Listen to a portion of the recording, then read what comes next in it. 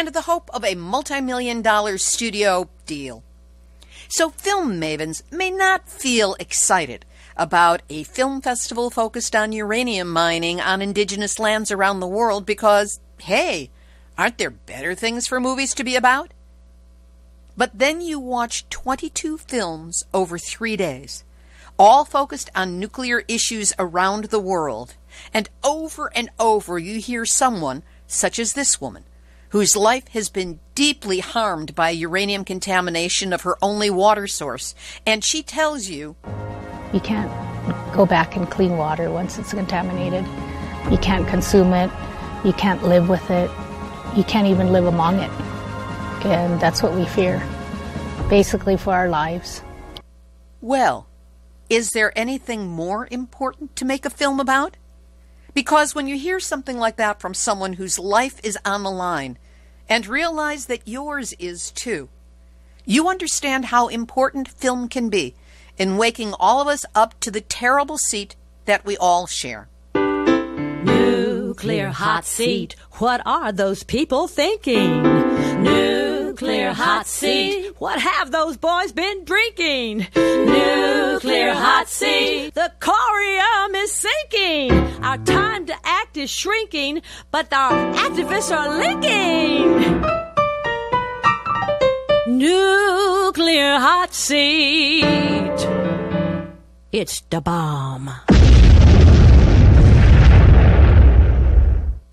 Welcome to Nuclear Hot Seat, the weekly international news magazine keeping you up to date on all things nuclear from a different perspective.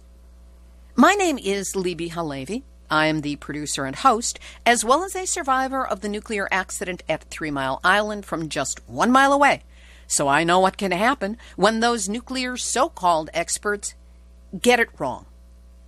This week, a very special, a full-length program on the International Uranium Film Festival, which opened in Window Rock, Arizona on November 29th and is just completing a tour of the American Southwest. We will have interviews with the festival organizers, filmmakers, excerpts from films, and a few international shockers about nuclear issues in places that you'd never expect would have them. We'll return to our regular format next week. Today is Tuesday, December 11, 2018, and here is Nuclear Hot Seat's special report on the International Uranium Film Festival in Window Rock, Arizona. On Thursday, November 29, the International Uranium Film Festival opened for 3 days in Window Rock, Arizona, which is the capital of the Navajo Nation. The audience was filled with filmmakers, activists, and concerned individuals from literally around the world: France, India, Denmark, Navajo Nation, Germany, Brazil, and America, all eager to learn the infuriating, heartbreaking stories of damage already done to people, land, and water, and perhaps catch some glimmers of what can be done to turn this around.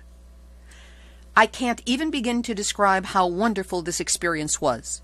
The people, the information, the heart, the tears, the ferocious will and kindness of the Navajo Nation's people, and the conversations, OMG. All this in an environment created by the astonishing films, each one a labor of love, conviction, heart, and caring, filled with power, dignity, soul, and profound information. I'll do my best to give you a brief experience of it. Here's the background against which the film festival was being presented, explained by one of the organizers. My name's Susan Gordon. I'm the coordinator for the Multicultural Alliance for a Safe Environment, which is a network of 5 groups that work on uranium legacy issues in the Grants Mining District. And we work with Anna Rondon, and she was involved in the first Uranium Film Festival that was here in Window Rock in 2013. So it'd been 5 years, and it seemed like it was a good time to come back. There is an attempt to open a new uranium mine in New Mexico, and having a focus on that at this point is really helpful. How do you see the film festival as helping with your local issues? Well, as I said, we work on uranium legacy mining issues. So there's a lot of abandoned uranium mines, both on Navajo Nation, but in New Mexico. There is a large Superfund cleanup program that's begun to address only 250 of the 1,000 uranium mines on Navajo. And so the uranium mine industry likes to keep communities sort of strung along, we're going to come back, uranium mining is going to happen, and people think, we used to have good jobs, but it was 30 years ago. And the fact is that the uranium market internationally is glutted. There's way too much uranium out there. There's very little uranium mining happening in the United States at this point, and there's only one operating uranium mill in the country, and that's at the White Mesa Mill in Utah. So there's a lot of international speculation, but the reality is it's not economically feasible to start uranium mining in New Mexico. Before things got started, I spoke with a number of people about why they were attending the festival. Note that the Diné, or Navajo people, the terms are used interchangeably, start introductions with a listing of their clan affiliations. Here's one example. Here at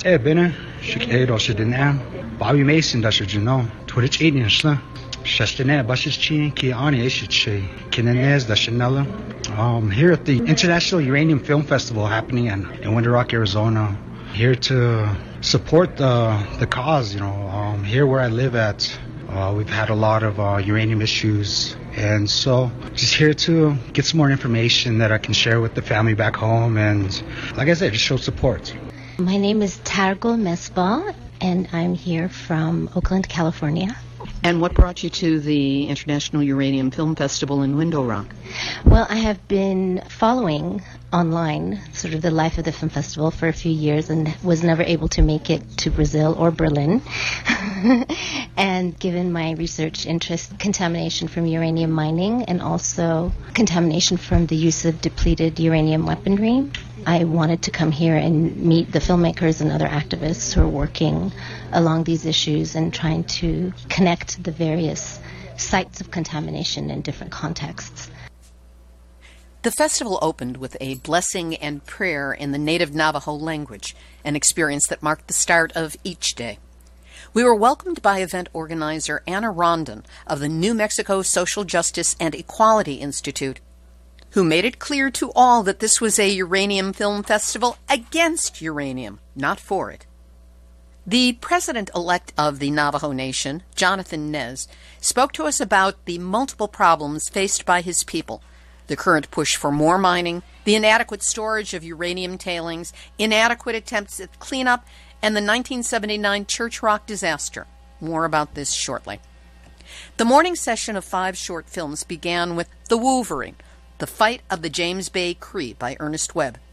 It combined live action with animation on the struggles against Canadian uranium mining on the lands of the First Nation Cree people, stating clearly that the price to future generations is unacceptable.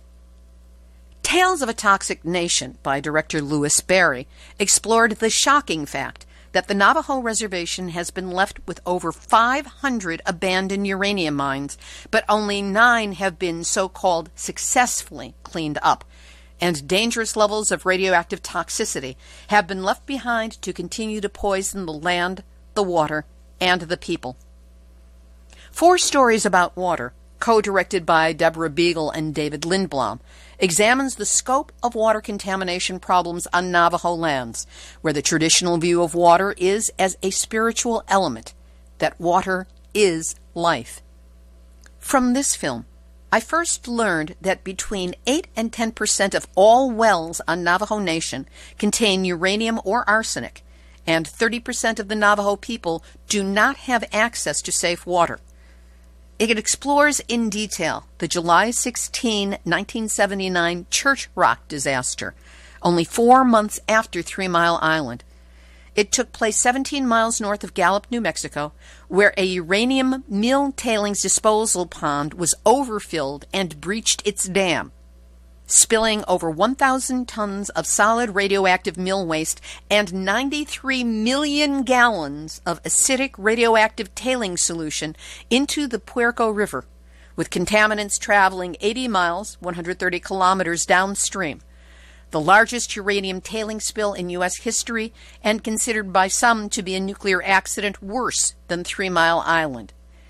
This is a disaster that still has not been cleaned up as if it ever could be.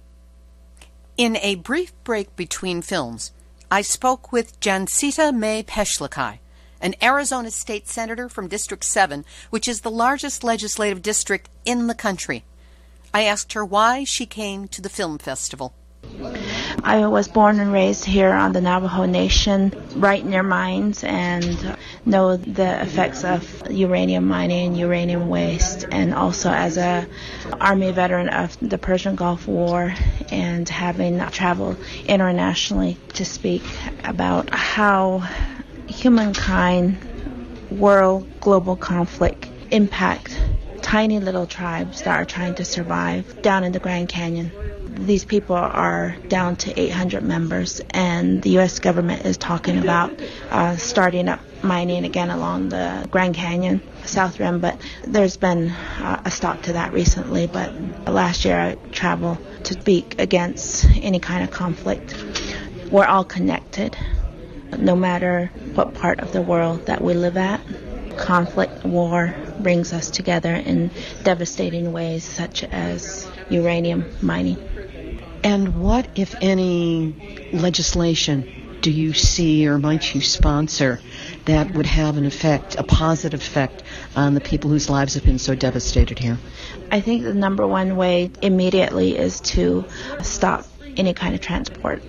And jurisdictions such as federal, state, tribal, there's loopholes that always need to be closed. People can find ways around laws, and we always have to stay one step ahead of those that want to benefit from mining and have no qualm about killing everybody and everything that lies in their way. That was Arizona's state senator, Jancita May Peshlikai. Then two excellent films by director James Clifton, made for the Grand Canyon Trust with funding from the Corporation for Public Broadcasting. The first, Half-Life, the story of America's last uranium mine, explores uranium contamination from the White Mesa mine that puts at risk the White Mountain Utes tribe's water supply and way of life. It contained the profound term for the results of uranium mining: broken water. Then Too Precious to Mine, which is a gem of a film. In only 10 minutes, it deals with irresponsibly operated uranium mines located on federal public land just miles from the north and south rims of the Grand Canyon.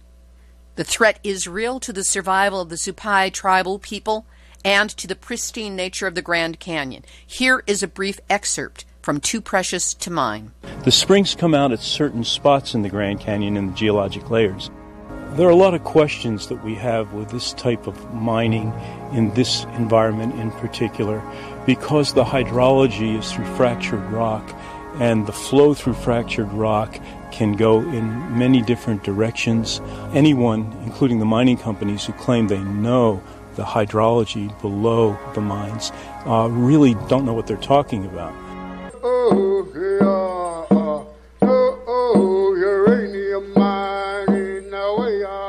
Our people, the Havasu Baja, it's not the first time that we've been out here gathered to protest against the uranium mining. It started back in the 80s. We learned that the water can be contaminated once they start digging for the ore, and it could affect our water source that reaches our village. So that's when we started to protest against the uranium mining. When the moratorium went in on mining, several mines that were in operation before the moratorium were allowed to continue. These were only a handful of mines, but some of these have had problems. Pine Nut Mine with flooding of its central chamber, and now Canyon Uranium Mine. In 2016, miners at Canyon Uranium Mine hit groundwater, which flooded the central shaft. When the mine operator began pumping the water out, it became clear that the wastewater evaporation pond could not hold it all, so the company resorted to misting the water into the air. Water that comes in contact with disturbed uranium ore has the potential to carry that radioactive material to the precious groundwater aquifers that feed the seeps and springs of the Grand Canyon. Back in 1992, my research group was the very first one to find high uranium in the springs below one of these uranium mines. The uranium mine was a lost orphan uranium mine. It operated from about 1948 to 1970, right on the rim of the Grand Canyon, about maybe a mile from the South Rim village. There's a strong possibility that some of the uranium that reached the spring thousands of feet below the mine originated from the mine works. You can't talk about uranium mining in this part of the Colorado Plateau without talking about who takes the benefit and who takes the risks. The benefit is clearly defined by those multinational mining interests who have mineral leases and right to take out. Who takes the risks? The risks are very clearly borne by those who live here. The moratorium on uranium mines was really important to a broad coalition of people, very different backgrounds, rural, tribal, indigenous, sportsmen who came together to understand that this is in the best interests of this region. Essentially, we're gambling. We're gambling on the idea that there's no risk, when in fact that has not been shown. Mining does not drive our economy here. Access to public lands, national park system, our visitation, hunting, sportsmen, angling, that's what is our important economic driver here. We are right in the front lines of water contamination, which is very scary for our small tribe. You can't go back and clean water once it's contaminated. You can't consume it. You can't live with it. You can't even live among it. And that's what we fear, basically for our lives. The documentary, Too Precious to Mine. This profound and beautiful film is featured on the website of the Grand Canyon Trust, and we will link to it on our website, nuclearhotseat.com, under this episode, number 390. The film was followed by a panel discussion on uranium mining on indigenous lands. One participant was Amber Raimondo, Energy Program Director at the Grand Canyon Trust. We do a lot of work here on Navajo Nation as an organization, especially with regard to uranium mining. Uranium mining has had a significant impact on the Navajo Nation itself, and it continues to have an impact on the Navajo Nation. And there is growing impact from uranium mining and milling all across the Colorado Plateau, which is where the Grand Canyon Trust is focused on protecting. We focus heavily on trying to eliminate the negative impacts of the White Mesa Mill, whatever form that may take in the future, since that is the last remaining conventional uranium mill in the country, and all of the waste that comes from not just mining, but also any other kind of radioactive manufacturing or other waste production across the United States and even in Canada goes down to southeast Utah to the White Mesa Mill, which is only 3 miles north of the Ute Mountain Ute community of White Mesa.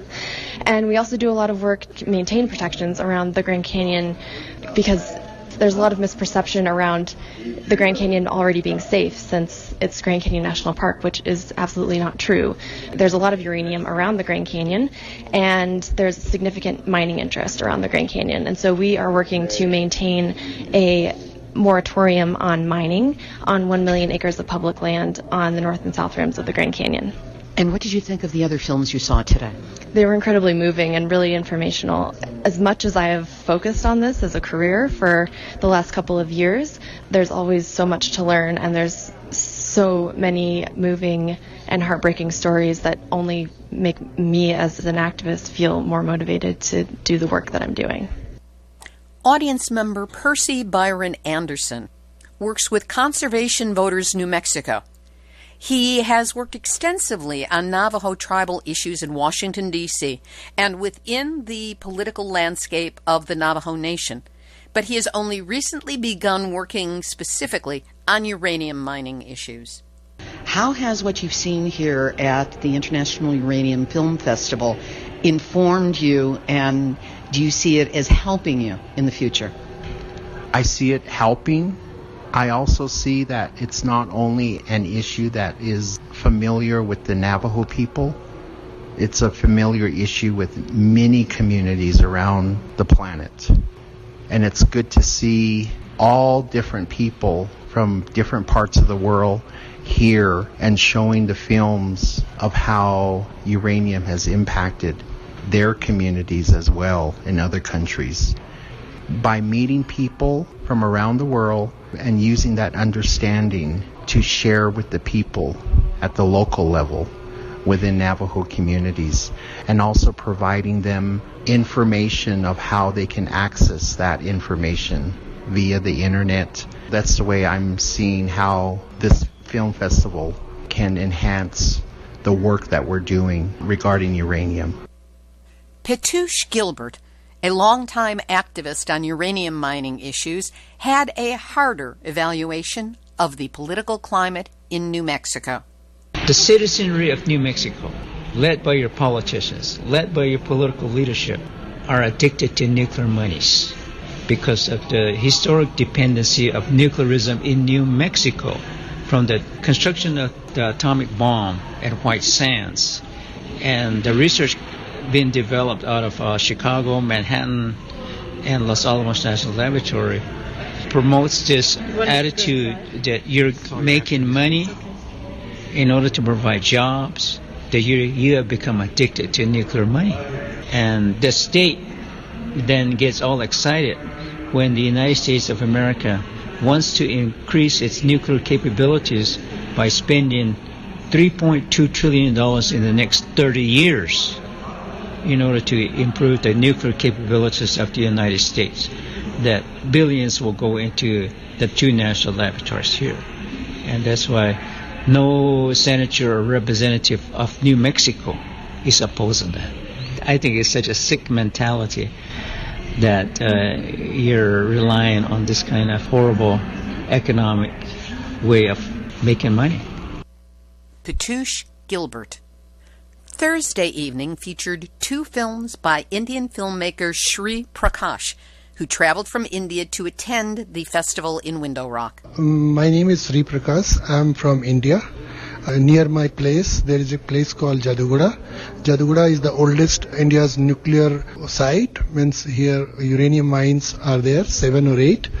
And I have made a film on uranium mining in India, Buddha Weeps in Jadugoda. And then later I realized that Navajo Nation has more legacies than other part of the world. So I came in 2006 and then 2011. And now I'm able to make the film on that issue. And today I have screened the film. I'm just linking what is happening in India is not an isolated thing. And what is happening in Navajo Nation, that is not isolated thing. So everywhere the marginalized communities are suffering, and the people who are taking the decisions, they are the same. The governments are same, the corporates are same, politicians are same, and even media is controlled by these corporates. So this is the real problem I experienced for last 20-25 years working with this issue. Sri Prakash's full-length documentary, Nabikai, which means footstep or footprints, paralleled the devastation of uranium mining in India with experience on Navajo Nation's lands. It focused on the horrific health impact of mining on the Acoma, Laguna, and Diné, or Navajo Nation, and was a powerful, heartbreaking examination of how the promise of a better economy and jobs utilizing what is touted as the new improved in situ leach uranium mining methods leads poor and indigenous communities from opposite sides of the world to participate in this deadly contamination of their lands. Sri Prakash received the Yellow Einstein Award, the top award of the festival for lifetime accomplishment. Here's what he had to say about the festival upon receiving his award. First of all, I'm very grateful for the organizing committee and the jury who thought and reviewed my work about all these issues. But I feel that this is needed because we are working in such a depressing kind of situation where you can't find hope. So much death, so much sickness, and nobody is listening to you. But at the same time, I feel this award gives me more responsibility to do more, go beyond my capacity. So this award has gave me satisfaction, but at the same time it's giving me more load of work, more responsibility, working for the community who don't have voice. Sri Prakash. I will have a full interview with the Indian filmmaker that will be featured on a future Nuclear Hot Seat. The program on Friday, November 30th, began with the Australian film Nuclear Wasteland by director Timothy Large. It focused on the Australian government's plan to build a nuclear waste dump in the foothills of South Australia's biggest mountain range, an iconic tourist attraction. It highlights the familiar tension between quick economic gain and long-term custodianship of land occupied by Aboriginal people for more than 50,000 years. Traditional landowners, with good reason, call the proposal cultural genocide. Then journey to the safest place on Earth, a Swiss film which takes us on a tour of various sites proposed as permanent repositories for high-level nuclear waste. Charles McCombie, a Swiss-based nuclear physicist, accompanies director Edgar Hagen on a worldwide search for the best location for a secure, geologically stable final repository. The film examines the limitations and contradictions of this global quest through locations including Central Australia, Yucca Mountain in Nevada, a Texas site adjacent to an oil drilling location, Sweden, Switzerland, as well as protests against repositories and transport in Germany and Japan. The film was remarkable for its access to locations usually off-limits to cameras and filmmakers, and its inclusion of both nuclear power advocates and opponents who struggle for solutions. And the answer is no. A safest place has not yet been found. After Journey to the Safest Place on Earth, I spoke with Dana Eldridge, who attended the festival with her clan sister. After trying to give a measured response to my questions about the film and why she was there, what she really wanted to say broke through with undeniable directness and passion. I don't know. I'm just like sitting here. My sister and I were just discussing about how ridiculous this whole thing is, just watching this last film about how all of this nuclear waste is being created and there's no solution like whatsoever of how to dispose of it safely. Nobody wants it in their backyards, and I feel like what is really great about this event is that it's connecting all of these communities globally, and indigenous communities globally. And while we don't have like any solution yet, I feel like just by beginning this conversation and connecting people who are facing the same issues all around the world and who are fighting the same corporations all around the world, it gives us hope, and it starts to lay the groundwork or the foundation for finding a real solution to this terrible problem. And it just really reaffirms that absolutely there should be no more uranium mining. Absolutely, we need to shut these nuclear facilities and power plants down because it's just creating this global catastrophe.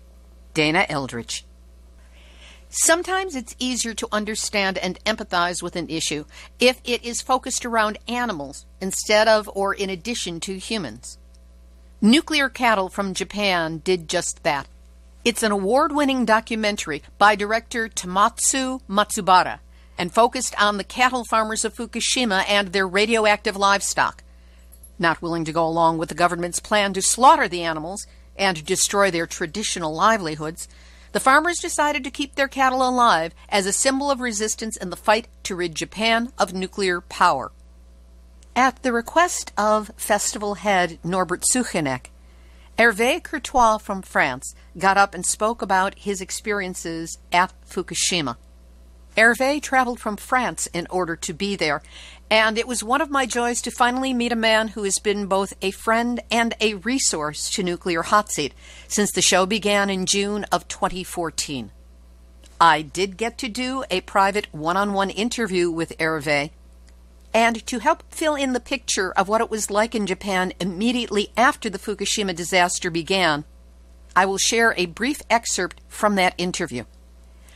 Hervé's daughter is half Japanese and was living only 30 kilometers, about 18 miles, away from Fukushima when the nuclear disaster began. As soon as he could, he traveled from France to Japan to find out how things were and what he could do to help her. It was not easy going. So when I was on location, first I was amazed how ignorant I was. Because when I arrived in Tokyo, before to go to Iwaki City on location, and I didn't know how was the situation, how it's dangerous, the radiation there, etc. I went to the French embassy where they had an office which was dealing, because most of the foreigners, expats living in Japan or in Tokyo, they had all left. They all left Japan in March 11. Some came back after a few months, but most of them are gone. They were worrying. And the French embassy had a section to handle the nuclear situation for the French resident in Japan. And when I went there, I asked them, what's the situation there? I'm going there. And they tell me, well, we will give you iodine potassium tablet. And it was army stock, because in France you cannot buy those tablets in normal pharmacy. It's only the military, the government who have such stock. So the woman who was in charge of that section, she gave me a tablet. I said, well, it's very nice, but how long it will protect me? Because I intend to stay 1 month there. So she looked at me barefaced, like I could hear her cogwheels in her brain. And then she told me, well, I'll give you 2. So actually, even the people who were in charge of the radiation situation, nuclear situation at the French embassy, they were as ignorant as me. Hervé Courtois. I will have that full-length interview with him featured early in 2019 on Nuclear Hot Seat. We'll continue with this special coverage of the 2018 International Uranium Film Festival from Window Rock, Arizona. But first, a reminder that Nuclear Hot Seat relies on your assistance to stay in production. The financial support that you provide covers monthly tech costs, payment to the people who hold the website together, all manner of expenses for the regular operation of the program, as well as the support for special coverage, such as this opportunity to travel to cover the film festival in Arizona and next year's planned trip to attend the 40th anniversary of 3 Mile Island in late March. Whatever you can do to assist us in continuing to operate and grow, please take a moment and go to our website, nuclearhotseat.com. There you'll find a big red donate button, which will allow you to provide a one-time donation of any size or set up a recurring donation of any size. And for those of you who wish to make a big difference on a small budget, there's also a big green donate button, which will easily let you set up a monthly donation of $5, about the same as what you would spend on a cup of coffee and a decent tip. So please, donate whatever you can by going to nuclearhotseat.com. And whatever you can do to help, know that you have my deepest gratitude. The afternoon session began with a welcoming song from Navajo singer Radmilla Cody.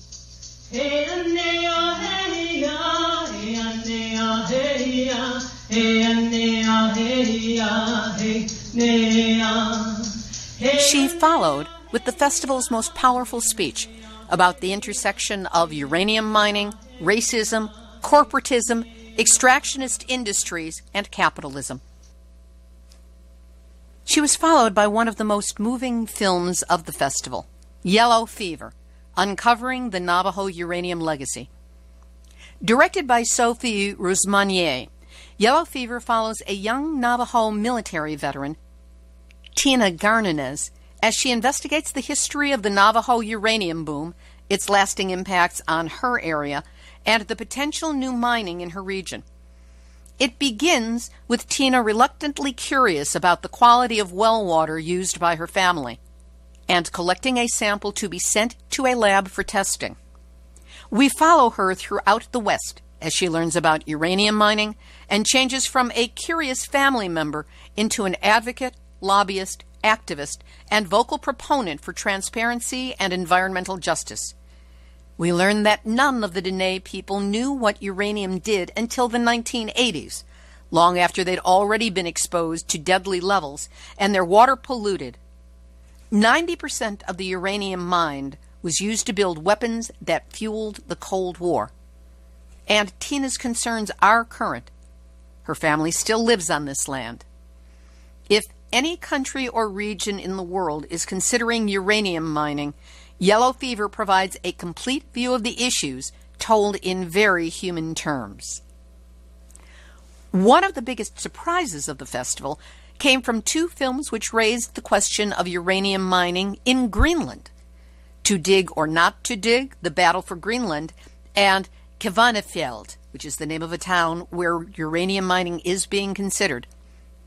With global warming revealing deposits of uranium and rare earth in Greenland, the global rush of extractive industries to stake a claim and dig in one of the most pristine tracts of land left on Earth is being held in check only by the need of this former Danish colony to hold a referendum with the people in 2019. Producer and co-director Lisa Autogina attended the festival and spoke with the audience after the screening. She started by reading a letter from a Greenland anti-nuclear activist. Here we are fighting so that uranium will not be extracted in this country, but it's difficult because many of our politicians think that we're going to make money from it because they're not properly informed about the consequences. I'm afraid we will lose our culture, our clean air and water, as we only live 6 to 7 kilometers from the planned mine. So we need all the help we can get in terms of information about the consequences of mining uranium at the Kvanefjeld mountain, so that our politicians can become more informed and able to make the right decisions. The film that you are going to see is a film that has been shown in an exhibition that has been traveling around Europe the last 2 years. It's good to know that Greenland is a place where only 56,000 people live, in a country that is so big that it goes all the way from Scandinavia down to Africa. There's hardly any roads. The town's very, very small, and there's like very few roads in the town, so you can't really drive very far at all. So you basically can only get around this country with helicopters and ships. And that makes it a very difficult country to run when you're so few people. At the moment, because of climate change happening, there's a lot of focus on the Arctic and on Greenland because of the melting ice sheet is opening up all sorts of new opportunities in the future for mining. So a lot of organizations from around the world are looking at Greenland and trying to find ways to get involved in the Arctic. And so there is a lot of kind of geopolitical stuff surrounding this mine, and this mine in a way has become a symbol of the kind of choices that Greenland has to make for the future, which is, on one hand, a population that's desperate to become independent, create a new nation. But to do that, they will need very fast and big income, and the only way to get this income is through mining. So the big, huge decisions that Greenland has to make about its future is very much this kind of choice between either thinking of very slow development, finding a very slow way of developing a new country, which is not based on this big money, or get rid of Denmark and get big organizations to invest in mining in Greenland. But the big question is, how is it possible for Greenland to control the situation and deal with companies that have much bigger money just in one company than the whole country of Greenland has. So it's a very vulnerable situation right now. After watching this extremely powerful film, which consisted of people telling their own stories and no narrative intrusion, a group of us who met at this film festival are working to see if we can bring some of the films showing the long-term impact of uranium mining, Yellow Fever being one of them, to Greenland in time to perhaps influence the country to vote against allowing the irreversible devastation of their country to proceed. If you have any connections to Greenland or can help the International Uranium Film Festival get to Greenland before the vote takes place next year, send an email to me at info@nuclearhotseat.com or to Norbert Suchenek at the International Uranium Festival at info@uraniumfilmfestival.org. It is not too late yet to stop them. I have also recorded a much longer interview with filmmaker Lisa Autogina and will feature it in an upcoming Nuclear Hot Seat. The evening ended with The Repository by directors Daria Bachman and Anna Anderson about the proposed Yucca Mountain Nuclear Waste Repository. It included footage shot inside the so-called repository, which we learned is now just a long tunnel drilled into the side of a mountain within walking distance of a young volcano. Yet another geological reason not to site any so-called permanent nuclear waste storage on these treaty lands of the Western Shoshone people. Saturday, December 1st, featured The Return of Navajo Boy, a 2000 film that included a 15-minute update that it was added in 2011. Directed by Jeff Spitz, the film showed a traditional Navajo family living in Monument Valley, Utah, as they had for hundreds of years. They were among the families that freely demonstrated their way of life to Americans, especially tourists in the 20s and 30s. They became friends of John Ford and John Wayne, as well as extras in the classic Western films that were shot there. The first film focused on the stealing of the 2-year-old John Wayne Clee from his family, and how the production of this film helped reunite him with his family over 40 years later. The already established feelings for the family that we had made by watching this story made the revelations in the 15-minute update more heartbreaking. It revealed that the water this family had been using was contaminated from a nearby uranium mine. The walls of their hogan, the home where they ate, slept, cooked meals, lived their lives, had such high levels of uranium contamination that it had to be demolished. 2 younger members of the family had already died of cancers. The pain of the permanent loss of their lands and way of life turned the sister we had followed from early childhood up through the years into an elderly activist, visiting Congress, doing what she can to promote cleanup of her homeland. While there was an $8 million cleanup of the nearby mine and a payout of $1 billion by mine owner Kerr McGee, the corporate contaminator exposed by the documentary, full cleanup is impossible and nothing can compensate for what has been permanently lost. But perhaps the biggest surprise of the festival, at least for me, came with the film Uranium Derby by Brittany Prater. It told the story of Manhattan Project activities and improper radioactive waste disposal in Ames, Iowa. Yes, Ames, Iowa.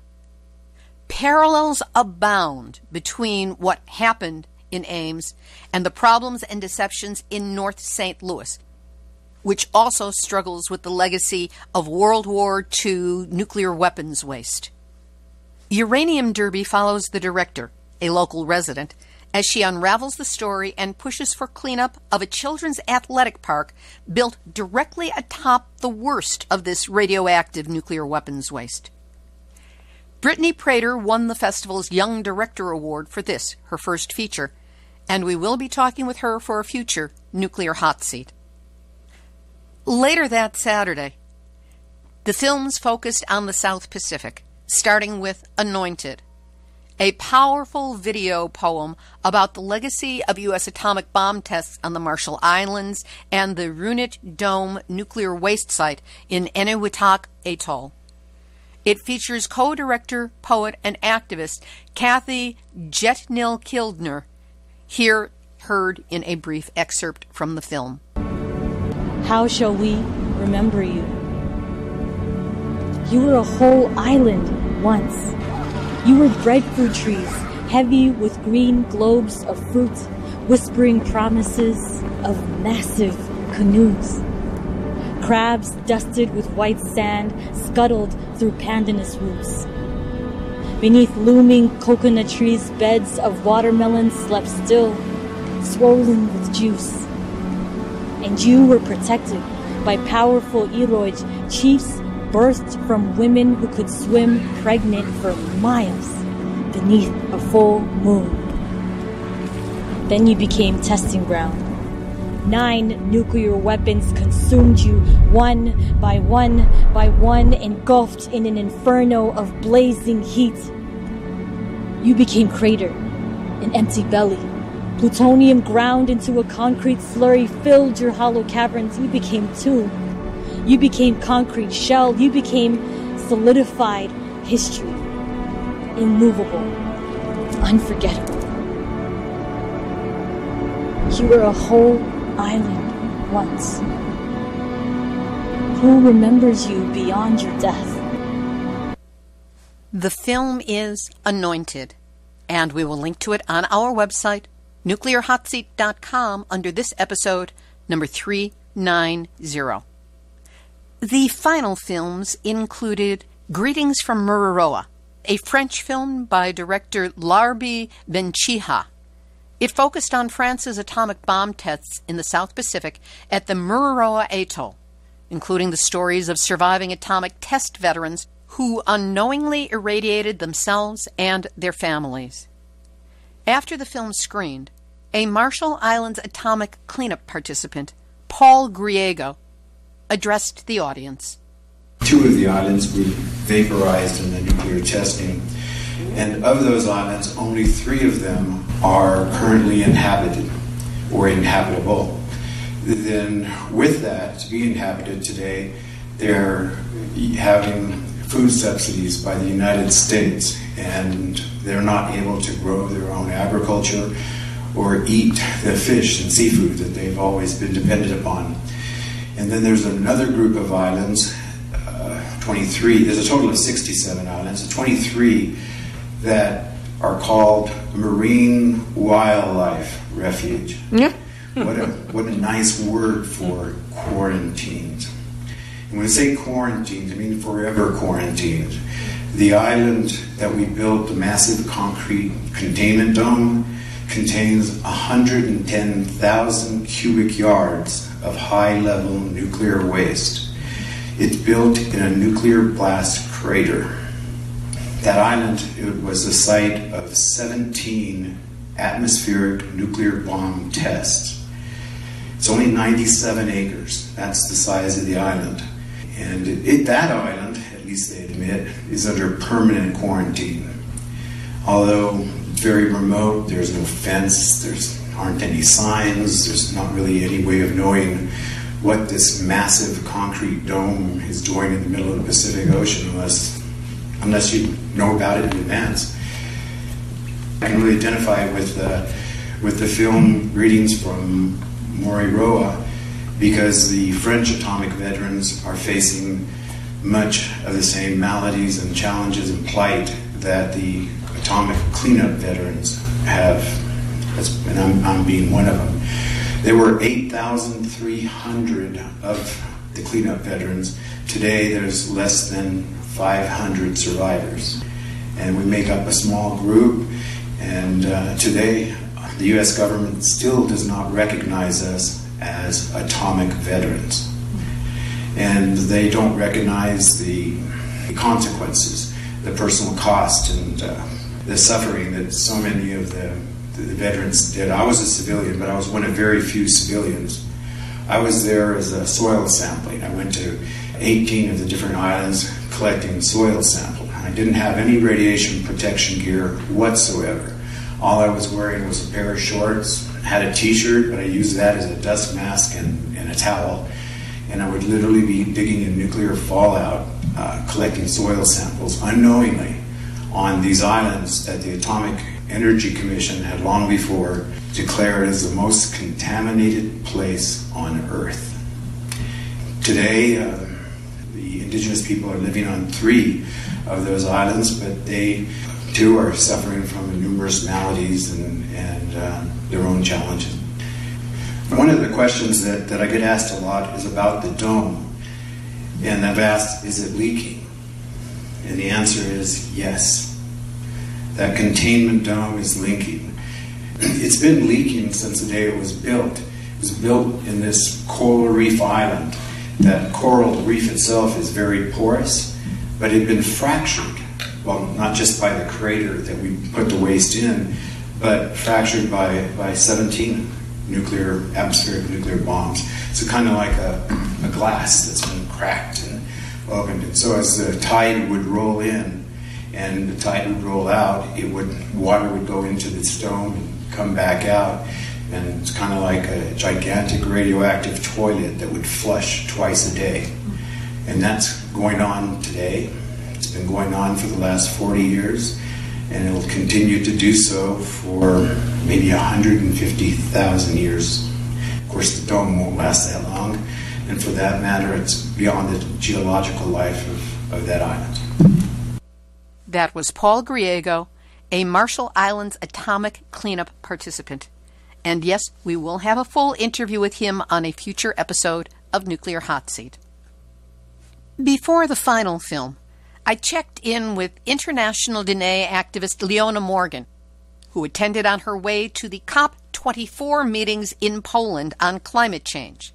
Leona had this to say. This is a traveling film festival, and I was one of the organizers back in 2013, so I had a real up-close and personal experience working with Norbert and Marcia.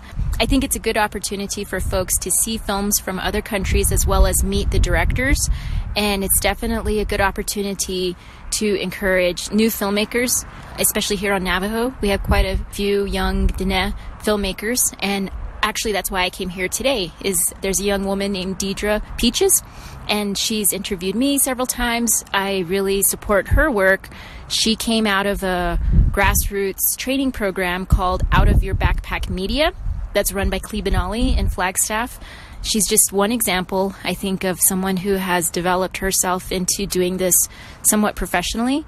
I think I could see her moving and advancing her art and her filmmaking to quite a professional level. So I'm here today to support her as a young person and also to connect with some of the international guests. We are in Window Rock, Arizona, and we don't often have this wealth of experience and different cultures all together in one room.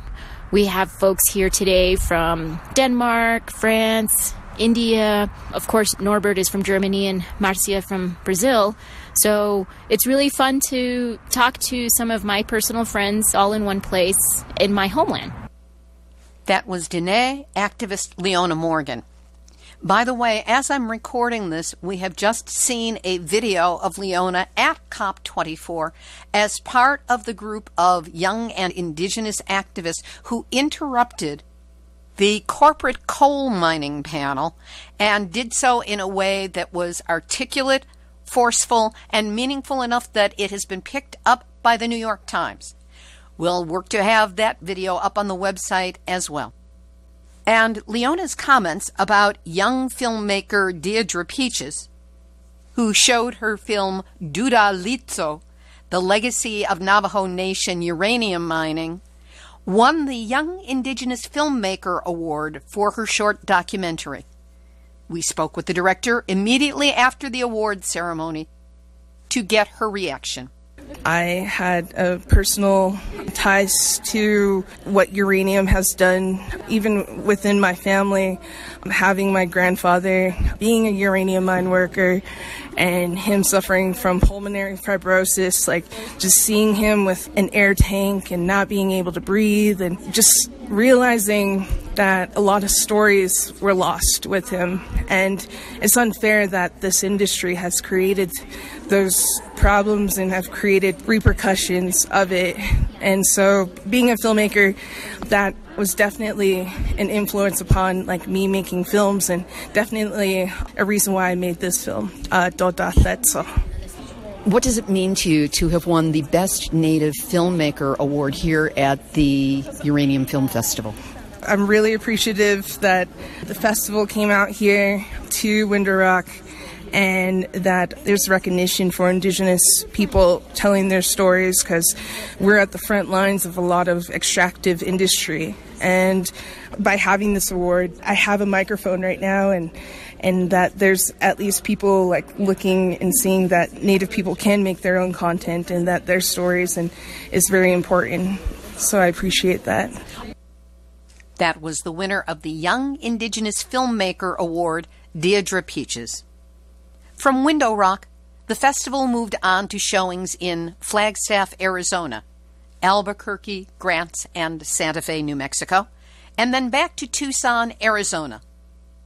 Before they left, I caught up with festival executive director Norbert Suchanek to ask about where this globe-trotting festival is headed after its tour of the American Southwest. Norbert, the International Uranium Film Festival was here in Window Rock in 2013. Now it's 5 years later and you've come back. Why this return? We always wanted to return to Window Rock. In fact, I think we could have a Uranium Film Festival every year in Window Rock, because it's not only the capital of the Navajo Nation, it's also the capital of abandoned uranium mines. And we have to show those films every year, I guess for many, many years. What's next in terms of the next place on the planet that you're going to be showing your films? We have plans to go to Scotland next year, and plans to go to Portugal, to a place called Urgeriça, where there is one of the oldest uranium mines in the world. And of course, we should not forget 3 Mile Island. So 40 years 3 Mile Island, that should be important enough to bring the festival again to the United States, and maybe to Harrisburg. And of course we have to get you back to Hollywood. Of course. We dream of Hollywood. So does everybody else on the planet. They should only know the reality. That was Norbert Sucheneck, the indomitable executive director of the International Uranium Film Festival. I will have links to as many films and websites as are available up on our website, nuclearhotseat.com, under this episode, number 390. Because of time constraints, I'm not able to share with you all of the festival events. Films and interviews with some of the people I recorded could not be fit into this program, but trust that I'll incorporate as much as I can in future episodes, including a planned episode on indigenous issues. My thanks and gratitude, Norbert and Festival Director Marcia Gomez de Oliveira, Anna Rondon, who is Executive Director of the New Mexico Social Justice and Equity Institute, Susan Gordon of the Multicultural Alliance for a Safe Environment, and all of you who helped support me so I could attend and bring you this special coverage of the International Uranium Film Festival in Window Rock, Arizona. This has been Nuclear Hot Seat for Tuesday, December 11, 2018. If you know of a radio station in your area that would be interested in joining the growing list of broadcast affiliates carrying Nuclear Hot Seat, contact me with their information or have them contact us by sending an email to info@nuclearhotseat.com. If you have a story lead, a hot tip, or a suggestion of someone to interview, send an email. Again, the address is info@nuclearhotseat.com. We are copyright 2018, Libby Halevi and Artistry Communications. All rights reserved, but fair use allowed, as long as proper attribution is provided. And a reminder that if you appreciate weekly, verifiable news updates about nuclear issues around the world, delivered with as much humor as possible, take a moment and send a donation of any size to nuclearhotseat.com. If you go to the website, you'll be able to figure out how to do it. In the spirit of the film festival and the people we met at Window Rock, going out with another song from Navajo singer Radmilla Cody. This is Libby Halevi of Artistry Communications, the heart of the art of communicating, that as representatives of life on this planet, we are all related, and there is no planet B. That's it. You have had your nuclear wake-up call, so don't go back to sleep, because we are all in the nuclear hot seat.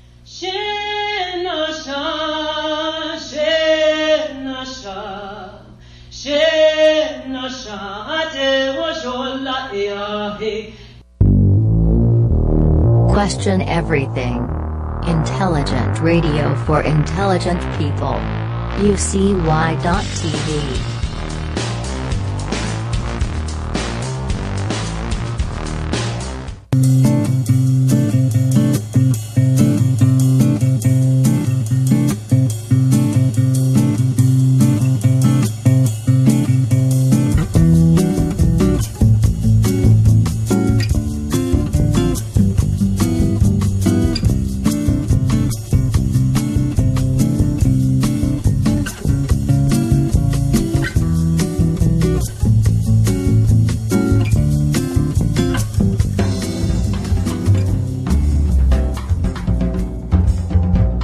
Truth on the Track.